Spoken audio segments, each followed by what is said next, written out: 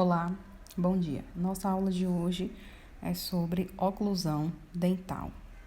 Então, vamos entender primeiramente a definição. O que é que seria uma oclusão dental?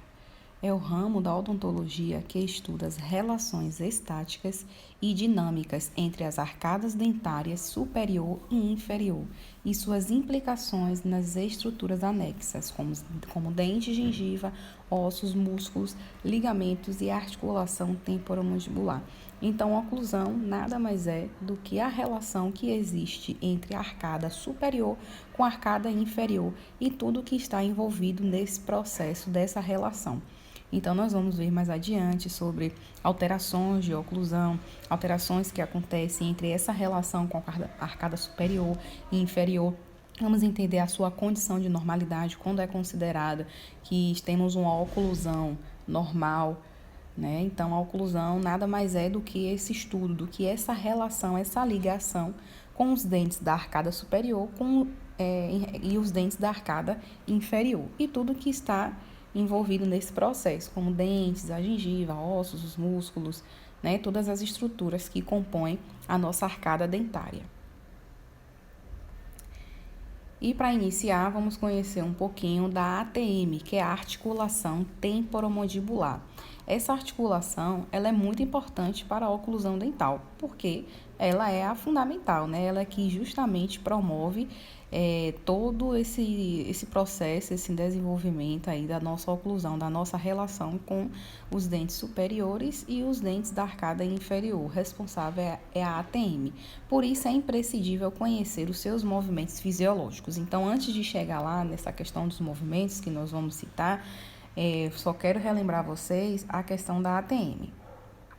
Vou pegar aqui uma imagem para representar o que seria, né, aqui a articulação temporomandibular. É aquela articulação no qual temos as duas estruturas principais, estruturas ósseas, porque temos também outras estruturas que não são ósseas, né, como disco articular, enfim. Mas duas estruturas ósseas principais, que é a concavidade, que é chamada de fossa temporal, que está localizado logo abaixo do osso temporal, e o côndilo da mandíbula, ou também chamado de cabeça da mandíbula. Então, basicamente, essas duas estruturas ósseas é que compõem a articulação temporomandibular. Então, a primeira imagem aqui nós estamos vendo essa região, essa concavidade que está embaixo do osso temporal, é chamado de fossa temporal. Ela permite um encaixe, tá vendo aqui? Esse encaixe, vou aproximar mais, com a cabeça da mandíbula, que é também chamado de côndilo. Por isso que nós damos o nome dessa região de ATM, articulação temporomandibular, porque envolve duas estruturas. Temporo vem de temporal e mandibular vem da mandíbula. Então, só relembrando o que é e onde é que se localiza a nossa ATM, e no término da aula irei enviar para vocês um videozinho mostrando basicamente o que seria a rotação e a translação, que são os dois movimentos principais que a nossa ATM produz, né? Toda articulação ela produz um movimento. Se ela é articulável, a gente vai conseguir, obviamente, articular, movimentar. Então, nós temos dois movimentos principais, que é rotação e translação. O que seria a rotação? É o primeiro estágio, quando há uma pequena abertura da boca suficiente para desocluir os dentes. Ou seja, é o primeiro momento em que nós abrimos levemente a nossa boca e nós afastamos levemente os dentes de cima com os dentes de baixo. Tudo de forma suave. Isso é chamado de desoclusão, por isso que ele fala aqui, né? É suficiente para desocluir os dentes. Ou seja, à medida que abrimos um pouco a boca e afastamos levemente, de forma bem suave, os dentes superiores dos inferiores, nós estamos desocluindo levemente. E esse é o primeiro estágio, é quando fazemos essa pequena abertura da boca. E o que acontece nessa fase em relação à ATM? A cabeça da mandíbula, ela rotaciona dentro da fossa mandibular, ou seja, ela se move, ela gira levemente dentro daquela concavidade, dentro da fossa mandibular, e não sai dela. Ela apenas faz um pequeno movimento lá dentro, mas ainda assim não se desloca, não sai totalmente daquela fossa. E o disco, que é uma outra estrutura não óssea que temos ali entre a cabeça da mandíbula e e o osso temporal e a fossa temporal, nós temos o disco articular. E o disco ele também permanece na sua posição original sem sofrer qualquer tipo de alteração mais abrupta, mais severa. Então, só para a gente entender aqui e recapitular, né? Aqui dentro, aqui nós temos a nossa articulação temporomandibular. Vou afastar assim um pouquinho mais, porque eu só quero essa região, tá? E quando nós estamos no movimento de rotação, movimento de rotação é quando abrimos levemente a boca, como se ficasse mais ou menos nessa posição mesmo, nessa imagem que vocês estão vendo. Desocluímos, afastamos levemente os dentes superiores dos inferiores, a cabeça da mandíbula, ou também chamado de côndilo, ele rotaciona dentro dessa fossa articular, dentro dessa concavidade, ele faz um pequeno movimento, mas ainda assim não sai de dentro dessa fossa mandibular, não sai de dentro dessa concavidade, e o disco que está entre essa cabeça da mandíbula e o osso temporal, essa fossa, também permanece na sua posição original, certo? Esse é o primeiro movimento. E quando nós abrimos mais a boca, o que é que vai acontecer? Vai acontecer o movimento de translação, que é o segundo estágio, quando o indivíduo abre completamente a boca.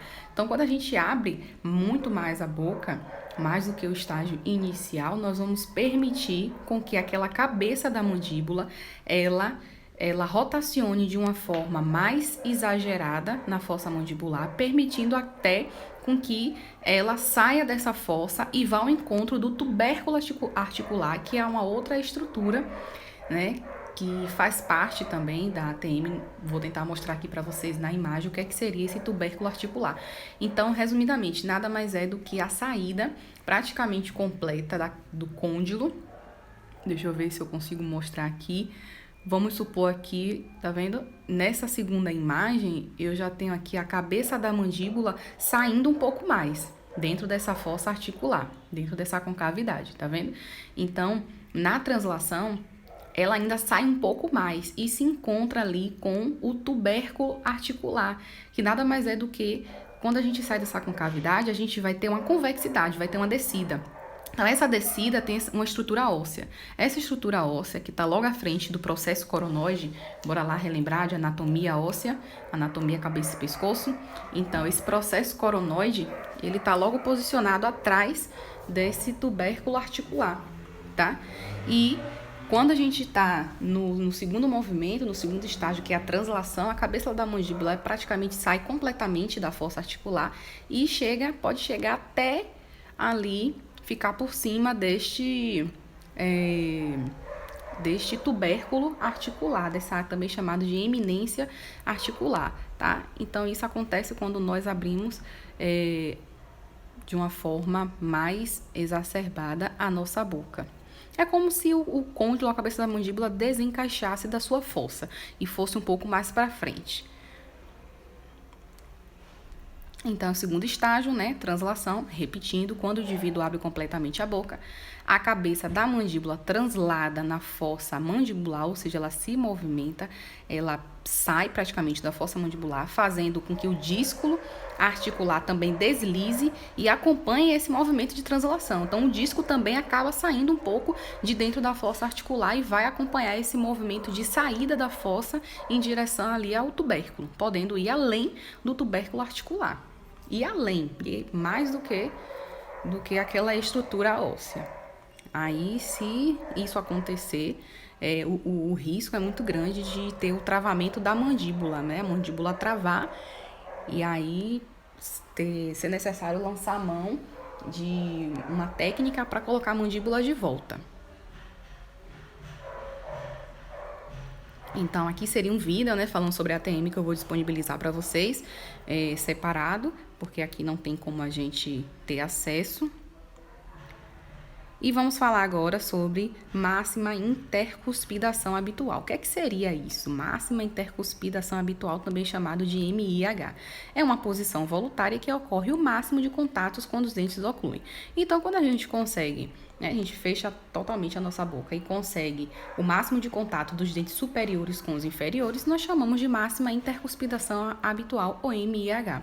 Então, geralmente, ao longo do dia, nós não estamos em máxima intercuspidação habitual, porque na condição de normalidade, nós deixamos os nossos dentes superiores com os inferiores levemente, com contato leve, né? Ou com quase nenhum contato. Essa é a condição de normalidade. A partir do momento que temos um contato quase 100% dos dentes superiores com os inferiores no nosso dia a dia, aí já é uma condição patológica, né? Que pode ser um bruxismo, que nada mais é do que aquela alteração, aquela condição de ranger os dentes de forma involuntária na maioria das vezes, ou até mesmo o apertamento, que nada mais é do que a condição de viver apertando, né, de uma forma bem exacerbada mesmo, os dentes superiores com os dentes inferiores. Então, na nossa condição de normalidade, no dia a dia, nós não estamos em máxima intercuspidação habitual,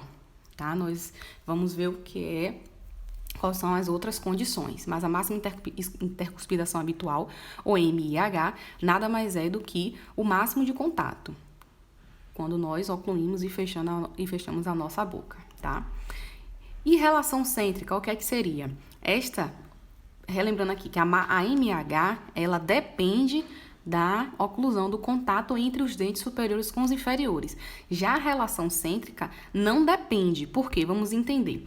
Essa posição ela é independente, tá vendo? De contato dentário. E ela está restrita a um movimento puramente rotatório, a partir do qual é possível a execução de movimentos laterais.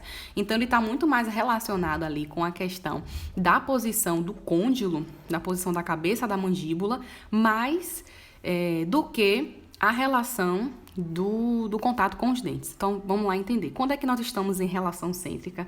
Quando, aqui a primeira imagem mostra a relação cêntrica, é quando temos um equilíbrio na posição do côndilo com a força articular, com essa concavidade. Então, como ela estivesse praticamente ali no meio, né? Estivesse ali no meio, estivesse num bom posicionamento, não está nem muito para trás esse côndilo e não está nem muito para frente, entrando em contato ali com aquela eminência articular. Não, ela tá ali no meio, tá ali na sua posição, dentro da sua casinha, vamos dizer assim, no meio, sem nenhuma interferência. Isso é relação cêntrica. E por que que não depende do contato dentário?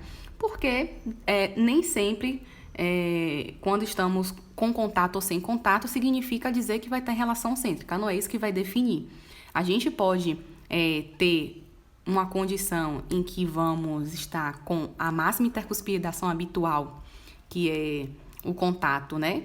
Quase 100% dos dentes superiores com os inferiores e em relação cêntrica ao mesmo tempo, vamos estar assim. Isso é chamado de relação, pode acontecer, isso é chamado de relação de oclusão cêntrica, mas vamos chegar lá. E aqui na imagem B, ela já mostra a máxima intercuspidação habitual. Tá vendo que ele tá aqui com contato, 100% aí, todos os dentes superiores com os inferiores estão tendo contato, está em oclusão, mas, olha lá, a cabeça da mandíbula já saiu da sua posição original e veio um pouquinho para frente, vindo de encontro ali com a eminência ou tubérculo articular. Então, aqui é máxima intercuspidação habitual e veja que nessa primeira imagem, né, os dentes não estão tanto em contato, mas a cabeça da mandíbula, né, a ATM, ela tá ali na sua localização original, tá ali no meio, sem estar nem muito para frente, nem muito para trás. Então, essa condição é chamada de relação cêntrica. Ah, professora, e qual é a condição em que nós pode existir de estar em máxima intercuspidação habitual e, ao mesmo tempo, a cabeça da mandíbula, ela ficar no meio, ela ficar na sua posição ali original, ou seja, a gente pode ter ao mesmo tempo máxima intercuspidação habitual e relação cêntrica? Podemos, é o que eu falei um pouco antes, isso é chamado de relação de oclusão cêntrica, é quando a relação cêntrica e a máxima intercuspidação habitual coincidem, ou seja, o momento em que a gente tem o contato, né, quase 100% dos dentes superiores com os inferiores, e ao mesmo tempo a cabeça ali da mandíbula está localizada numa posição mediana, numa posição favorável dentro da fossa articular, tá? Mas relembrando que nem sempre isso acontece, né? Isso depende de pessoa para pessoa, de cada indivíduo. Vamos lá dar seguimento. E vamos falar um pouco do lado de trabalho e lado de balanceio, o que é que seria isso? Quando nós realizamos o nosso movimento de mastigação, nós produzimos dois tipos de movimentos, né? Temos dois lados no momento da mastigação. Um lado que é considerado de trabalho e outro lado que é considerado de balanceio. Poxa, o que são esses dois lados? Vamos entender.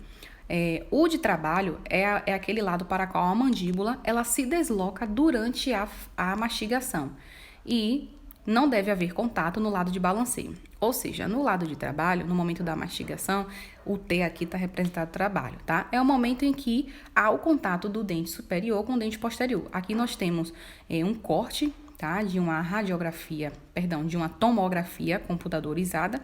E aqui a gente vê apenas 4 dentes, 2 do lado de um lado direito, né, superior e inferior, e 2 do lado esquerdo, superior e inferior. E esse T está representando o lado de trabalho. Então, nada mais é do que o momento em que, durante a mastigação, nós temos o contato com o dente superior e o inferior, né? Porque na mastigação, nós não estamos tendo ao mesmo momento, no mesmo tempo, o contato do superior com o inferior dos dois lados ao mesmo tempo. Não. E tem um momento em que os dentes superiores com os inferiores estão em contato na mastigação, por exemplo, do lado direito, enquanto que no lado esquerdo está acontecendo o contrário. Eles estão em desoclusão, ou seja, estão sem contato. Então, é justamente isso que eu quero trazer, que o lado de trabalho é o lado em que está tendo contato. O outro lado, que não vai ter contato, é chamado de lado de balanceio, como está, por exemplo, aí representado na imagem como letra B. Então, nos movimentos de lateralidade, que é um movimento que a gente faz bastante na mastigação da mandíbula, o lado de balanceio é onde os dentes antagônicos, ou seja, o antagônico do inferior é o superior, né? Ele perde o contato e o lado de trabalho mantém o contato, tá? Então, esse é o lado de trabalho. E o de balanceio, a gente acabou de explicar, né? É o lado oposto de trabalho. As cúspides funcionais inferiores se movem para baixo, anterior e medialmente, sem contatar os planos inclinados das cúspides palatinas antagonistas. Então, ele quer dizer isso, que no momento em que estiver sem contato, é o lado de balanceio, tá? Não tem dificuldade. Vamos falar agora um pouquinho sobre os trespasses, né? Nós temos dois tipos de trespasse vertical e trespasse horizontal. O que é que seria isso? O trespasse é a sobreposição no sentido vertical, que pode ser calculada medindo-se a distância entre duas linhas horizontais que tangenciam a borda incisal de incisivos superiores e inferiores, leva o nome de trespasse vertical, conhecida na clínica como sobremordida ou overjet. Parece ser difícil, né? Mas vamos lá entender. Deixa eu pegar uma imagem aqui para vocês. Então, por exemplo, primeiro trespasse vertical. O que é que ele quer dizer? Que nada mais é do que a distância da borda incisal. Aqui são 2 dentes, né? Deixa eu só voltar aqui um pouquinho. Tem os dentes inferior e o incisivo superior. Aqui a gente está vendo os 2 incisivos numa vista interproximal. A gente está vendo o dente, aí vem na sua face interproximal, certo? Sua face, vamos supor que essa é a mesial. Vamos lá, então, o trespasse vertical nada mais é do que a distância entre a borda incisal, localize aí a borda incisal do incisivo inferior, a distância entre ela até a borda incisal do incisivo superior. E isso aqui se chama trespasse vertical. Tá vendo aqui, ó? Por que o trespasse vertical está sendo indicado por essa seta? No sentido vertical, óbvio, né? Como o próprio nome já fala. Nada mais é do que essa distância. Pegue aqui esse primeiro tracejado, tá? Então, aqui nós temos a borda incisal, tá? Do inferior aqui, a pontinha. Então, a gente pega essa distância até, vamos seguir aqui, o segundo tracejado, é esse daqui, que é referente à borda incisal do superior. Então, a distância de um para o outro, da borda incisal do inferior para a borda incisal do superior, é chamado de trespasse vertical. Ah, professora, existe condição em aquelas pessoas que têm o dente superior por trás do inferior, né, em que a mandíbula ela fica para frente, né? E existe essa condição, e como é que seria o trespasse? Aí é o que nós chamamos de overbite negativo, certo? Então, overbite é o que a gente acabou de falar, que é o trespasse vertical, também chamado de overbite ou sobremordida, tá? São sinônimos. Mas quando a gente tem essa condição de em que o incisivo superior ele está por trás do incisivo inferior, o que é que acontece, né? Geralmente, muitas pessoas têm essa condição, né? A mandíbula fica assim, bem para frente. Geralmente precisa fazer uma cirurgia ortognática para consertar junto com tratamento ortodôntico. Então, como é que se chama essa condição? Se chama overbite negativa. Ah, professora, existe a condição... Não, gente, perdão. É isso que eu tô falando. Na verdade, se diz respeito ao overjet. Perdão. Anula essa parte aí do overbite. Eu vou chegar lá no overjet ainda. O overbite é no sentido vertical. Perdão, eu estava falando no sentido horizontal. No sentido vertical, né, que é o overbite, em que momento é que vai acontecer? É no momento em que a gente tem uma mordida bem profunda. Vou mostrar uma foto aqui para vocês. Quando a gente tem uma mordida profunda, ou seja, em que os dentes superiores eles estão quase cobrindo os dentes inferiores, aí é que nós temos, né, o que nós chamamos de overbite acentuado. E quando nós temos uma abertura uma distância entre os dentes incisivos superiores e os inferiores, né, fazendo até com que eles não se toquem, aí nós temos o que nós chamamos do outro tipo de overbite. Aqui, eu vou mostrar aqui para vocês, nessa foto aqui, por exemplo, aqui, ó, nós temos um overbite aumentado, tá? Na imagem A, overbite tá aumentado, tá vendo? Ou seja, a distância no sentido vertical da borda incisal do incisivo superior com o incisivo inferior é nessa condição aí em que ele está bem aumentado, ou seja, nessa condição em que tem uma sobremordida, uma mordida profunda. E um overbite diminuído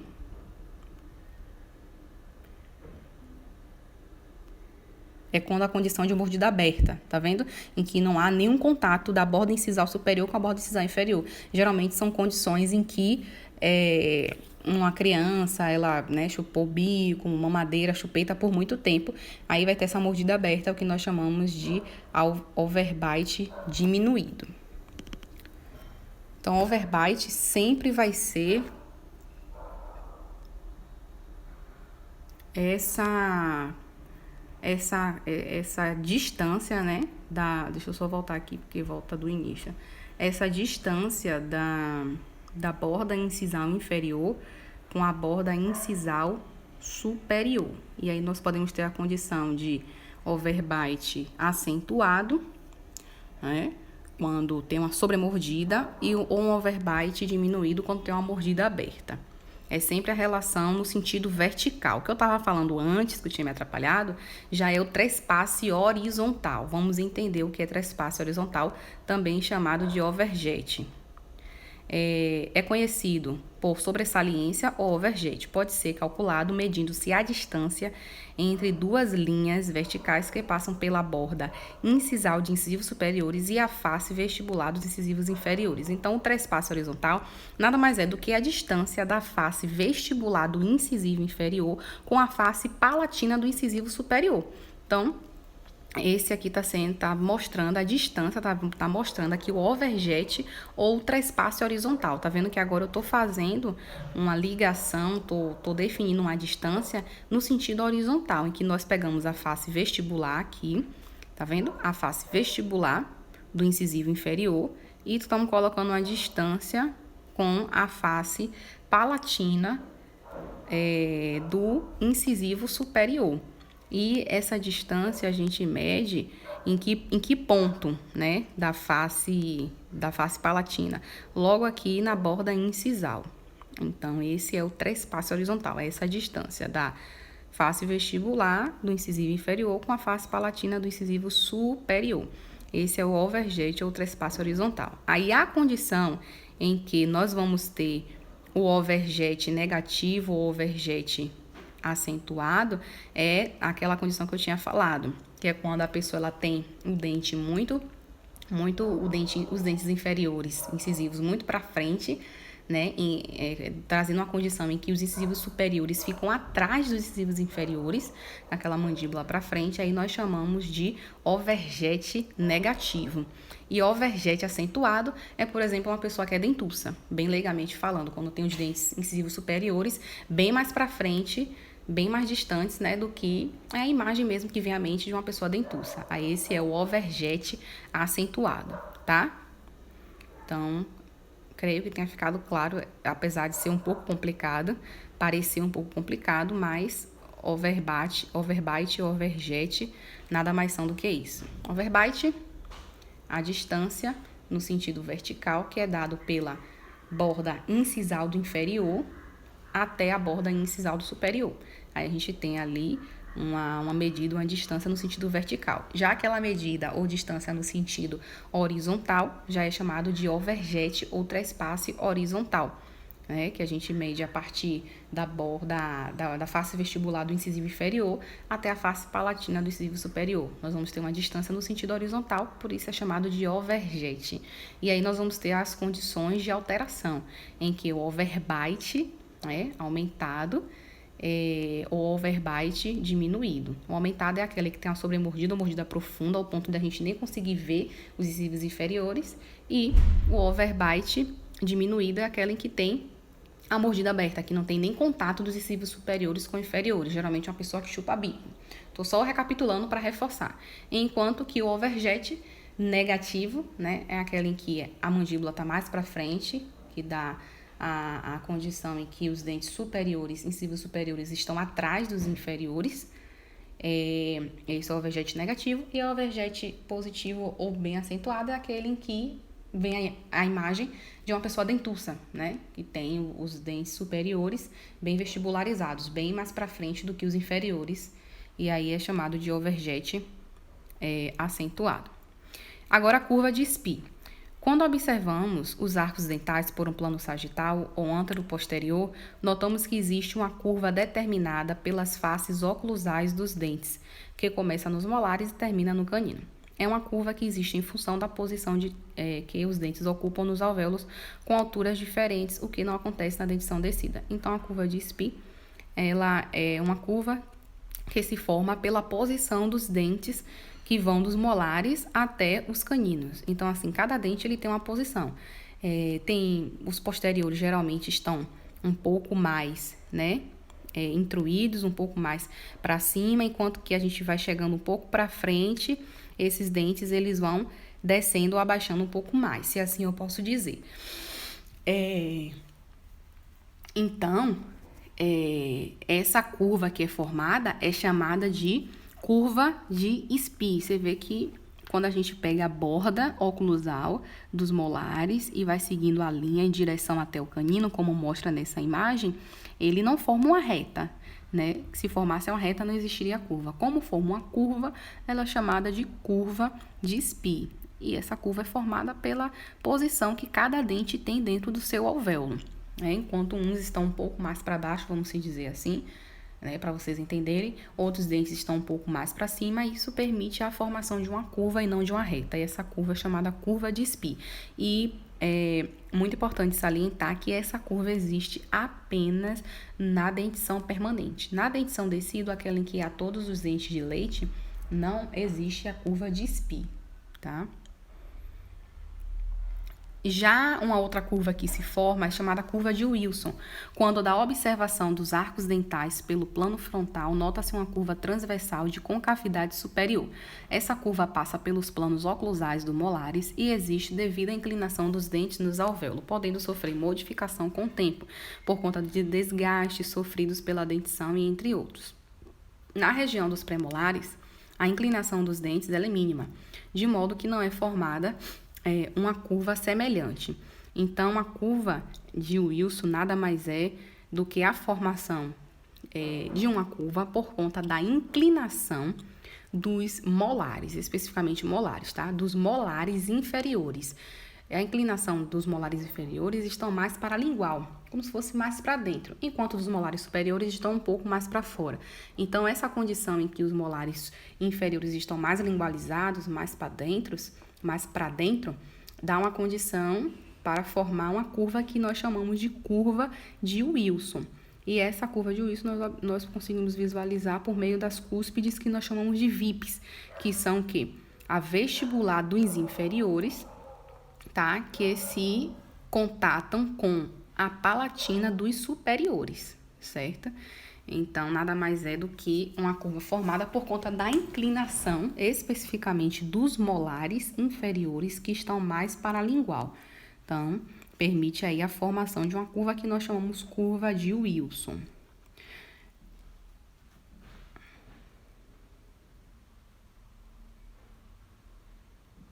E o que é que seria, diante de tudo isso que nós estudamos, né, sobre oclusão? O que é que seria ter uma oclusão funcional ideal, já que existem alterações de oclusão? Então, quando é que eu sei que nós temos uma oclusão funcional ideal? Bom, com a boca fechada, devem ocorrer contatos homogêneos e simultâneos em todos os dentes posteriores. Então, se eu tiver, por exemplo, um contato de dentes posteriores do lado direito, na medida em que eu tiver com a boca fechada, e no lado esquerdo eu não tiver um contato parecido que eu tenho no contato direito, aí significa que eu vou ter alguma alteração de oclusão. Eu não estou em condição funcional ideal. Então, o ideal é que todos os dentes posteriores estejam simultaneamente em leve contato com a boca fechada. Nos dentes anteriores, esse contato deve ocorrer de forma mais leve, tá? Então, geralmente, os dentes posteriores ficam um pouco mais em contato, os de cima com o de baixo, um pouco mais do que os anteriores. Mas, mesmo assim, tanto anteriores como posteriores, em uma condição funcional ideal, esse contato ele é mínimo, ele é leve, não é nada exacerbado. Como eu já falei, se for exagerado, esse contato já é uma condição, né, de bruxismo ou apertamento. Todos os contatos oclusais devem dirigir suas forças para o longo eixo do dente. Ou seja, quando nós ocluímos, né, porque cada dente ele tem uma posição, né, que a gente chama que é ao longo do seu eixo. Então, quando nós ocluímos, temos os contatos oclusais, a força que vai ser estabelecida sobre aquele dente que está tendo contato, essa força deve ter uma direção para o longo eixo do dente. Se eu tiver uma força para uma direção diferente do que o dente ele está, aí eu não vou estar também em uma oclusão ideal, tá? Então, essa força deve ser direcionada para a posição em que o dente está, e que a gente chama longo eixo do dente. E quando a mandíbula se movimenta para o lado de trabalho, devem existir guias dentais que promovem imediatamente a desoclusão do lado de balanceio, né? Então, como eu falei, não é normal, ao mesmo tempo, nós termos dois lados de trabalho, né? Na hora da mastigação, por exemplo, quando nós estivermos fazendo o movimento de lateralidade, que é o movimento que nós mais fazemos na mastigação. Então, o ideal é ter um lado de trabalho, um lado em que há contato dos dentes superiores com os inferiores, e o outro lado ser um lado de desoclusão. E para que isso aconteça, a gente precisa ter guias dentais, né? Ter dentes que, por exemplo, o canino é um tipo de dente que guia na hora de, enquanto um lado está tendo contato, o outro, o canino vai guiar para ter uma desoclusão, é o que nós chamamos de lado de balanceio, certo?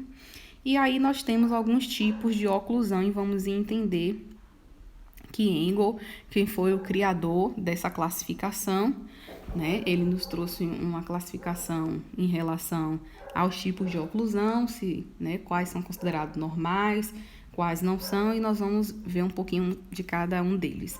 A relação oclusal do arco superior em relação ao arco inferior no sentido mesodistal toma como base os primeiros molares. Então, nós vamos nos basear para saber que tipo de oclusão é aquela por meio dos primeiros molares. São esses dentes que vão nos dar o direcionamento, vão nos dar a definição de que tipo de oclusão é que nós estamos lidando. Então, essa relação é também chamada de chave de oclusão. Engel criou uma classificação baseada nessa relação. Então, vamos entender. Temos a classe 1 de Engel. O que é a classe 1?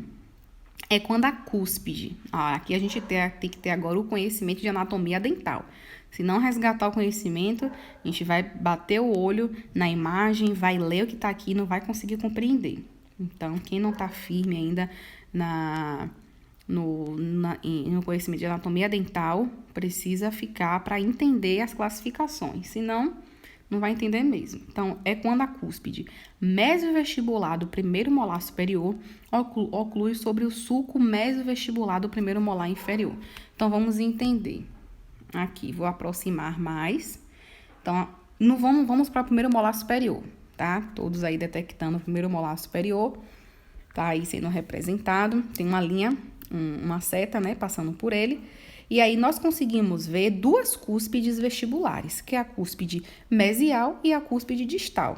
Mesial é aquela que está mais próximo da linha mediana e distal é aquela que está mais distante. Então, essa cúspide, por estar localizada na mesial e na face vestibular, é a cúspide mesio-vestibular. E a outra cúspide, como está localizado na vestibular e mais para a distal, é a cúspide distovestibular. Então, e o inferior, no dente inferior, nós também conseguimos visualizar um sulco, né, que é aquela reentrância, que é chamado de sulco vestibular. E é a linha que passa aí na parte vestibular. Não está dando para detectar porque a seta está bem em cima dele para justamente identificar onde é que ele está. Mas existe aquela reentrância, né, que é aquele sulco, aquela linha na face vestibular do molar inferior, que é chamado de sulco vestibular. Então, na classe 1 de Engel, o primeiro molar superior, a sua cúspide mesovestibular, ela está em contato direto, ela oclui, ela está em cima do sulco vestibular do primeiro molar inferior.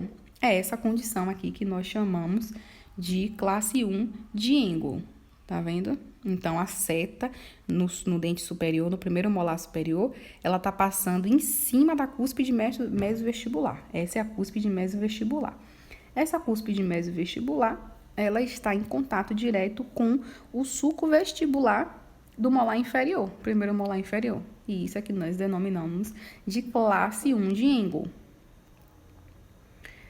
Já a classe 2 de Engel é quando a cúspide mesovestibular desse primeiro molar superior, ele oclui anteriormente, ou seja, ele está mais para frente do que o sulco mesovestibular do primeiro molar inferior. Então, a gente vai seguir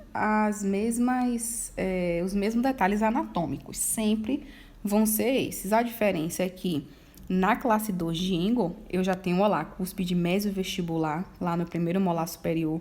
Olha lá onde está, a seta preta está passando por ele. Ele já não está mais encaixando lá naquele sulco mesovestibular do primeiro molar inferior. Ele já está mais na frente, tá vendo que ele já está ali na região ali entre primeiro molar inferior e segundo pré-molar inferior? Então, ele já não está mais em classe 1. É o que nós chamamos, então, de classe 2 de Engel. Geralmente, tá? Não é via de regra. Geralmente, as pessoas que são classe 2, elas têm essa condição aqui, em que os dentes estão mais vestibularizados. A pessoa que é dentuça, pronto. Geralmente, uma pessoa dentuça que tem os dentes mais para frente, mais vestibularizada, são as pessoas que estão em classe 2 de Engel. Geralmente, mas não é sempre. Não é uma via de regra.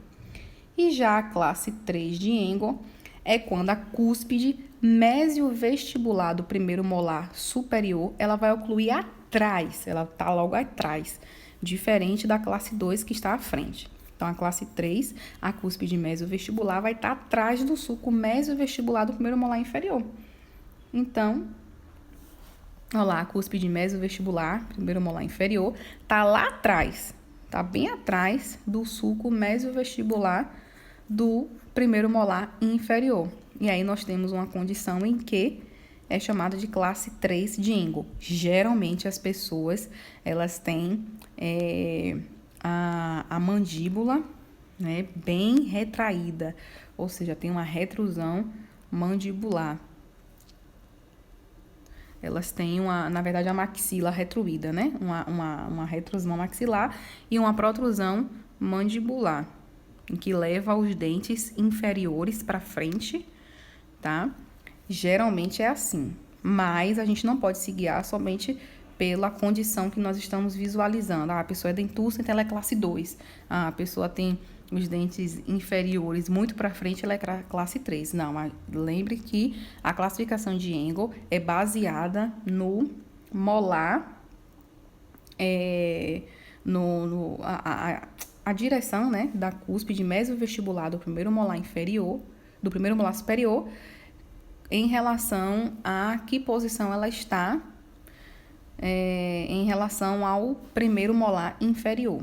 Então, recapitulando, como se a classe 1 de Engel, a cúspide mesovestibular, ela está na direção do sulco mesovestibular inferior, né? A cúspide mesovestibular superior está em direção, concluindo com o sulco mesovestibular inferior.